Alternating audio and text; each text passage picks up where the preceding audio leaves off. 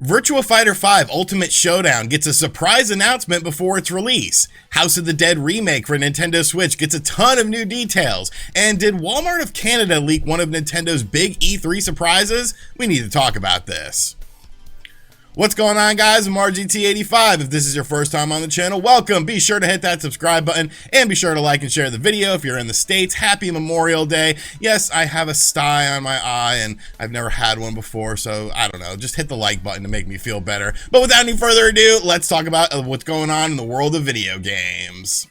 So Virtua Fighter 5 Ultimate Showdown was a surprise announcement from Sega that came out last week, and then they were like, hey, the game's coming out on June 1st, so you don't have to wait very long. Now, there's been many improvements done to this version of the game. The graphics have been reworked, the online has been reworked as well, and this game is going to be available on PlayStation Plus for free if you have the service. So you'll be able to download this game if you're a PlayStation Plus member for no cost whatsoever. So I expect this game to end up being very popular just because of that. A lot of people have PlayStation Plus, of course, so this is a great way to get people involved in it and a great way to get Virtua Fighter back in the names of gamers. Like, let's be realistic here. The Virtua Fighter franchise was absolutely amazing when it first came out. I still think it's one of the best 3D fighting franchises, the grandfather of 3D fighting franchises, but as time has gone on, people have sort of forgotten about Virtua Fighter, which I think is a shame because it's a game that's very easy to play but very hard to master.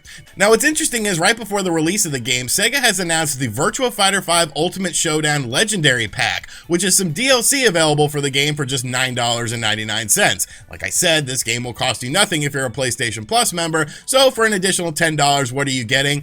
Absolute greatness. Like, this made me so excited when I saw it this morning. I was like, oh my god, this is amazing. So you're gonna get the ability to customize your fighters in the game. Okay, cool, whatever. There's some new stamps, there's some background music that you could do, which the Virtua Fighter franchise does have great background music. But the coolest thing is they have created a retro style stage, and they've also created retro style character models for Virtua Fighter. So all 19 playable characters in the game will have that sort of blocky aesthetic that the original Virtua Fighter had, and there's going to be 2 character costumes that you'll be able to choose from overall, so a total of 38 different costumes, and that's just amazing. Like, it looks so cool. Like, that was what was cool about Virtua Fighter back in the day, was that you never saw a fighting game look like this. You never saw these big polygons, you never saw these 3D backgrounds as well, and this is just super tapping into my nostalgia. I am so excited for this game. Sega actually sent me over a review copy, so after I finish up this video, I'm going to be jumping into the game because I really want to play it. And yes, I'm going to go ahead and buy that Ultimate Showdown Legendary Pack for $10 because I want these costumes. But I think this game is going to surprise a lot of people, and I do hope that this is good for the future of Virtua Fighter. It's one of Sega's best franchises, one of Sega's forgotten franchises, which, I mean, we could do a whole list of what franchises Sega has forgotten over the years, but this is definitely a big win in my opinion, and I'm super looking forward to playing this game. Next up, more Sega stuff, and this of course involves House of the Dead Remake for the Nintendo Switch. Now, when this game was announced during the Indie World Showcase back in April of 2021, I shrieked like a little girl. Like, I knew it was allegedly in development. Obviously, Forever Entertainment had recently done Panzer Dragoon, and I was hopeful that we were going to see this game sooner rather than later. So to finally see this game and to see how good it looked, not only in that little snippet, but in the additional trailer that they released for it as well, gave me very high hopes for this game. Well, a member of Forever Entertainment actually talked about what to expect for House of the Dead Remake for the Nintendo Switch in a recent video interview, and the information was compiled by Wiki of the Dead. I'll have a link to that in the description should you want to read it, but I do want to highlight a few things. They are targeting 60 frames per second when in docked mode, 30 frames per second in handheld mode, and targeting 720p in both docked and handheld mode. The UI has been redesigned. There's going to be a classic mode, which is the original game with updated graphics, a horde mode, which is like a fast-paced thing with 15 times the number of enemies. There's going to be unlockable characters and other things as well. One of the things that I was going to find very interesting, of course, though, was the controls of the game, because Well, it's a light gun game, and the Nintendo Switch doesn't have a light gun. There's going to be Joy-Con sticks and gyro controls in the game as well. I probably will be going with gyro controls because I feel like that will be the most like a light gun to sort of get that feeling. That's going to be the big crux of this game, though, and I know everything we've seen so far looks absolutely amazing, but as far as the controls are concerned, that's definitely one of the big questions that we have to sort of look at when it comes to this game. They've remade the voice acting to be purposefully bad. There's going to be HD rumble in the game as well, which I think is very cool. There's going to be potentially a nostalgia mode with lower polygonal graphics if there is enough demand. They said that if you want a demo of the remake, people request it on Discord and Twitter, so I will be, talking about that because I want to see it. And most importantly, they're looking to launch this game in the $15 to $20 range, which I think is a great price for this game. Like,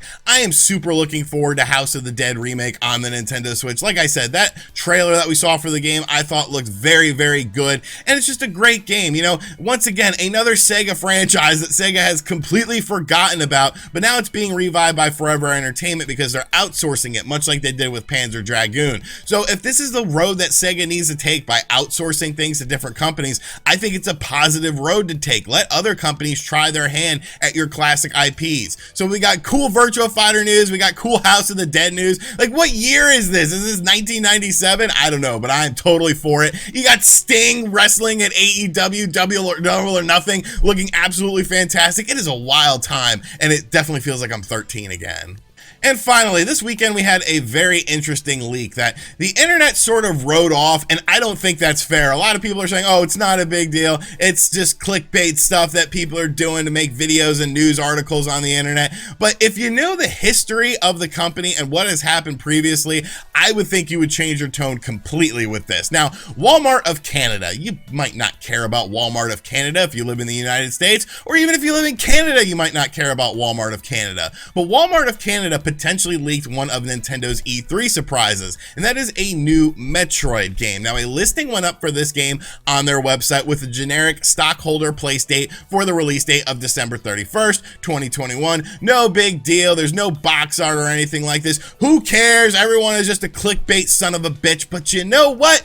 You're obviously showing a little bit of not knowing your history when it comes to video games, because Walmart of Canada is an infamous company for a lot of people because of the fact that when it comes to E3 2018, they pretty much leaked a ton of games. A bunch of games went up on Walmart of Canada's website right before E3 of 2018. And these were games that ended up coming to fruition. These were games that ended up coming out. The Walmart of Canada Twitter page, if you read it when it comes to the video game side of things, they seem to be very in the know with things. And of course, there is that big looming fact that, well, there's been a 2D Metroid game talked about for the Nintendo Switch for a very long time. Now, I, of course, have had mixed feelings on this. I feel like Metroid Prime Trilogy HD should be the game that they come out with. Can you really charge $60 for a Metroidvania style game in 2021 when there's so many options, games like Hollow Knight and whatnot, Ori and the Blind Forest that are a fraction of the price? But I feel like if a company can convince someone to make a $60 Metroidvania game,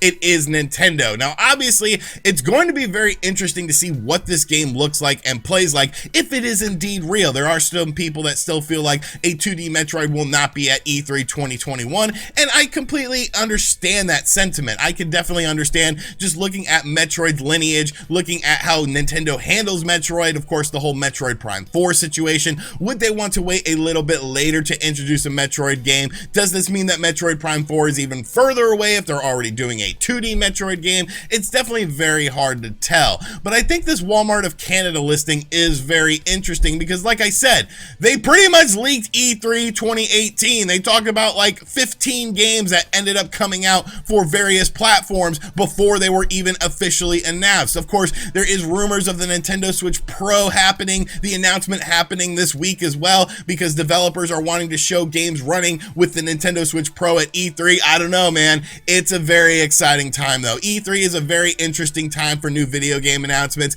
and if there's one website, if there's one company that seems to have their pulse on the trigger of when it comes to E3 game announcements, it's Walmart of Canada. So don't discount this just because it's a random listing, because I think there's something more to this, and if there is a 2D Metroid at E3 2021, I would not be surprised at this point in time. Alrighty, so that is going to do it for today's video. I hope you guys enjoyed it. We had Sega stuff, we had Nintendo Switch stuff. Like, I mean, that's the kind of stuff I love to talk about. So let me know in the comments section down below what you think of everything. Are you looking forward to Virtua Fighter 5 Ultimate Showdown? House of the Dead for the Nintendo Switch? Is that a day one purchase for you like it is for me? How do you think they're going to handle the controls though? Because that's going to be very interesting. And Walmart of Canada, are they talking up their ass, or do they actually know something with this? Because I'm not quick to write them off. And as always, guys, thank you for checking out this video. If you are new to the channel, be sure to subscribe and turn on notifications. Check out other videos on the channel. And as always, I'll catch you guys on the next one. The next keep losing. Later.